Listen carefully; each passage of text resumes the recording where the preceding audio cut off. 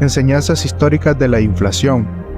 A comienzos de la década de 1970, el conflicto armado en Oriente Medio disparó los precios del petróleo y los bancos centrales del mundo entero lucharon frenéticamente para controlar la inflación.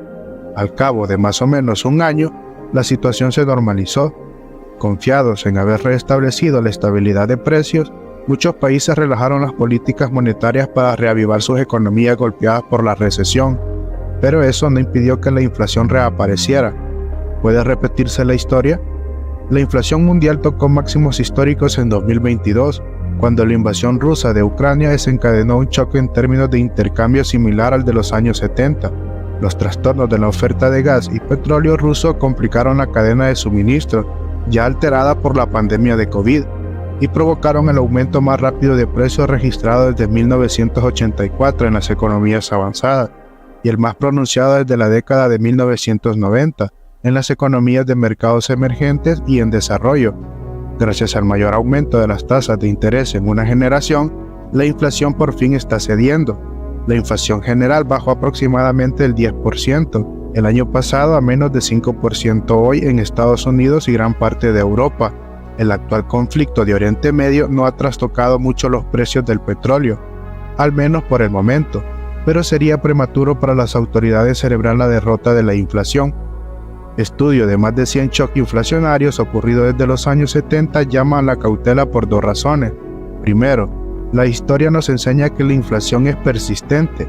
Corregir la inflación y volver al nivel previo al shock lleva años. El 40% de los países de estos estudios no lo lograron, incluso después de 5 años, y al 60% restante le llevó un promedio de 3 años. Históricamente, los países suelen dar la inflación por vencida y relajan las políticas monetarias prematuramente en cuanto a las presiones en los precios comienzan a ceder. Ese es un error. La inflación no tarda en volver. Dinamarca, Estados Unidos, Francia y Grecia son algunos de los casi 30 países analizados que relajaron prematuramente la política monetaria después del choque en los precios del petróleo de 1973. De hecho, en 90% de los países estudiados, la inflación se desaceleró drásticamente en los primeros años después del choque inicial, pero luego volvió a acelerarse o se mantuvo a un ritmo más rápido. Las autoridades de hoy en día deben evitar los errores de sus predecesores. Los bancos centrales advierten con razón que están lejos de derrotar la inflación, pese a lo alentador que son las cifras recientes.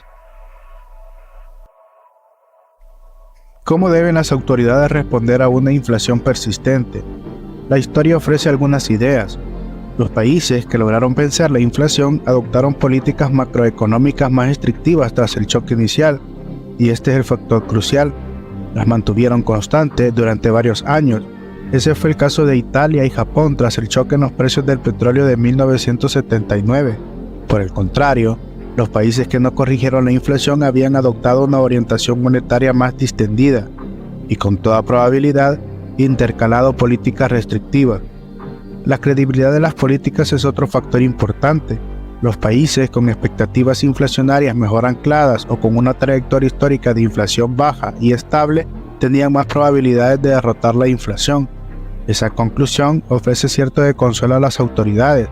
Esta vez, quizás sea más fácil quebrar la inflación en muchos países gracias a la credibilidad forjada por los bancos centrales durante décadas de buena gestión macroeconómica. Instalando políticas adecuadas, los países podrían diluir las presiones inflacionarias más rápido que en el pasado. Pero no será una tarea fácil. Las condiciones del mercado del trabajo exigen especial atención. En muchos países, los sueldos de los trabajadores han caído en términos reales, ajustados por la inflación, y quizás tengan que subir más para ponerse a la par de los precios. Ahora bien, si es demasiado fuerte, el aumento salarial podría atizar la inflación y crear una perniciosa espiral de precios-salarios.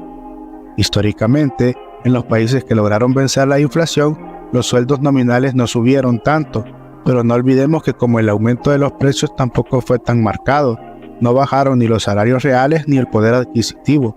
Esto implica que, al responder a la evolución del mercado, las autoridades deberían concentrarse en los salarios reales y no en los nominales. Los países que pudieron corregir la inflación también pudieron mantener mejor la estabilidad externa. La probabilidad de fuerte depreciación fue menor para las monedas de libre flotación. y los regímenes cambiarios fijos tuvieron más oportunidades de sobrevivir. No se trata de defender la intervención cambiaria, pero la derrota de la inflación, gracias a una postura monetaria más restrictiva y más creíble, parece haber sido decisiva para apuntar a un tipo de cambio. No es fácil luchar contra la inflación, pero es importante reconocer las ventajas de la estabilidad de precios. Históricamente, los países que corrigieron la inflación registraron menos crecimiento económico a corto plazo que los demás, pero esa relación se invirtió a mediano y largo plazo. 5 años después del choque inflacionario gozaban de más crecimiento y menos desempleo. La explicación económica tras esta conclusión es intuitiva. Existe una disyuntiva entre el deseo de recortar la inflación y el de generar a la vez más crecimiento y menos desempleo, pero esa disyuntiva es pasajera.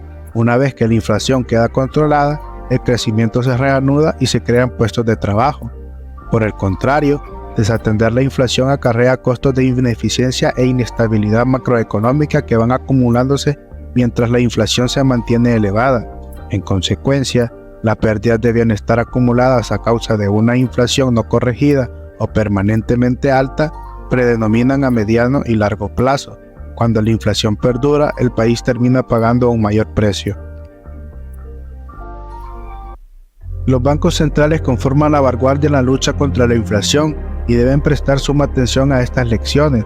Los gobiernos, por su parte, no deben dificultar la tarea de las autoridades monetarias agudizando las presiones de precios con políticas fiscales distendidas.